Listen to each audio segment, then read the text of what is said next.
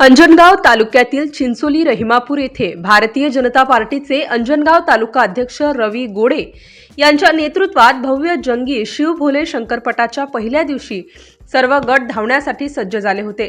यामध्ये गावगाडा गट, जनरल गट आणि क गट तर पहिल्या दिवसाच्या अखेरपर्यंत क गटामधून विठ्ठल आगळे यांच्या लाडक्याने व प्रशांत हरिभाऊ मोरे साहेब यांच्या भीमा या बैलाने 6 सेकंद 38 पॉइंट इतक्या कालावधीत अंतर कापत पहिल्या दिवसाची खुशखबर पटप्रेमींना दिली आहे।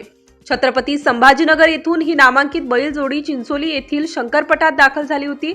खुशखबर झाल्यानंतर पटप्रेमींनी भीमा आणि लाडक्याला बघण्यासाठी एकच गर्दी केली। यामध्ये डावीला भीमा तर उजवीला लाडक्या हा बैल पळाला।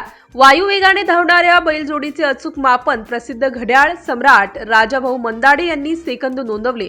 आज शंकरपटाचा दुसरा दिवस असून चिंचोली येथे पटातील नामवंत बैलांचा मेळावा भरल्याचे चित्र दिसून आले आहे।